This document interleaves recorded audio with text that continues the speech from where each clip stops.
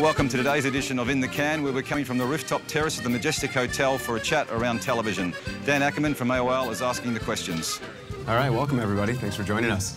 I guess the first question is, do we see the worlds colliding and digital taking a stronger role in the practices and the way that media or video is bought and sold? Or do you think the legacy television approach of targeting and measurement will drive the ecosystem? We're seeing kind of the powers of digital be applied to television, but I think that the one missing piece that we're starting to see as television heads down the route of being traded programmatically is we're losing, I suppose, the art of television buying. And so often now the conversation is based on one metric, and often that's price. And we've got to move away from that. And I think that's going to be led from a kind of buying strategy point of view, which isn't there right now. I think it's interesting as you talk about sort of the art of buying. I think what I'm seeing is that there is kind of a fundamental two clear objectives that are coming out of digital, which is the role of recency and delivering the right message to the right consumer at the right time and more precision coming out of that. But then also these big tentpole, how do we leverage context and really important moments that are happening? Television still allows us to do that. And how do we make the most out of that moment through a much more integrated relationship with big media owners? We should stop asking that question, whether it's TV or digital. It's just going to be video, right? Ultimately, the platform's going to be different. You're going to have different technologies that are going to allow different types of things to be done.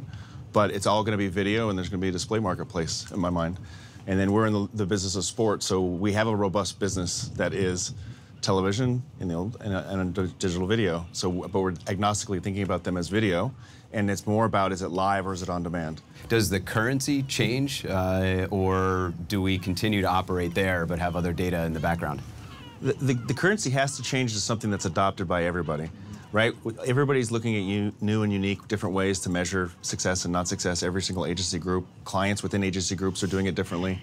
But it makes it very difficult to transact when you don't have one common currency. That's been the beauty of television. The legacy of television has been the idea that you've had one, at least, side that both sides could agree to. So we have to figure out as an industry how to get to something that captures the new consumption pattern, but feels a little bit more industry standardish.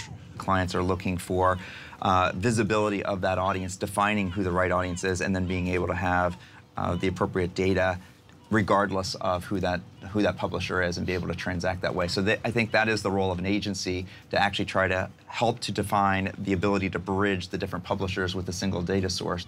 There seems to be a big shift towards accountability and attribution. So is that something that you've at least unified from a digital and a television perspective? For us, absolutely. We have, we've rolled out what we call the TV stack, which is really helping us to be able to look at video in a unified way with single data sources, to be able to understand how do we build unduplicated reach across multiple platforms, regardless of if it's mobile, if it's linear, and so on.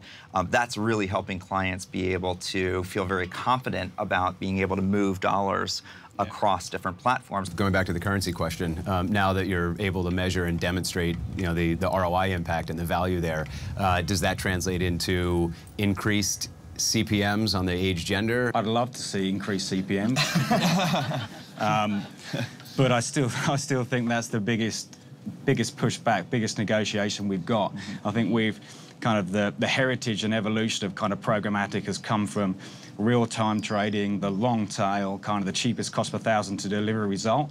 And we're now pouring kind of premium inventory into that, whether that be linear, VOD, kind of catch-up services, yet the conversation keeps getting dragged down to the lowest common denominator being cost per thousand. Our goal is to get there to understand the value of it before the marketplace gets there and understands how they want to transact on it. Because we're going to have to demonstrate that from our side, otherwise there's not going to be a lot for a premium publisher, a lot that we're going to pour into the system. Tentpole kind of programming as a revenue contributor to MCN, it still sits around about 30% of our revenue. And I think what we'll start to see is, say, if we've got some brands that are involved in the AFL Grand Final or the Rugby World Cup as an example, is how do we use great data sets to find that audience that's been kind of super absorbed in that piece of content, and where do they go next?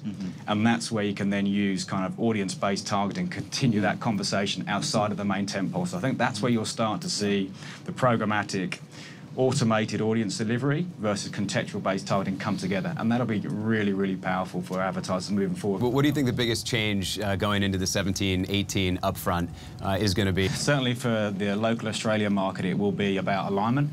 And that's alignment as a television industry to come together and promote kind of all that's kind of great about television and re-energize that, but also alignment of the systems across the board. Without the kind of systems and infrastructure, we can have many great conversations about moving the dial forward, but they won't move fast enough unless we get industry buy-in at a system level. So it'll be about the alignment across the industry will be key for us next year. I think alignment so that we have a common view about the audiences and how we're delivering that.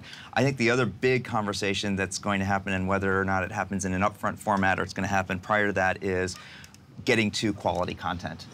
Making sure that we've got fit-for-purpose content that's being delivered in the right context, in the right platforms. And I think that's the biggest issue that's holding clients back right now, is they understand the value of going cross-screen. The question is, do they have the right content to be able to engage consumers effectively? Great. Thank you, everybody. Really appreciate everyone being here. And to these panelists, give them a round of applause. Thank you.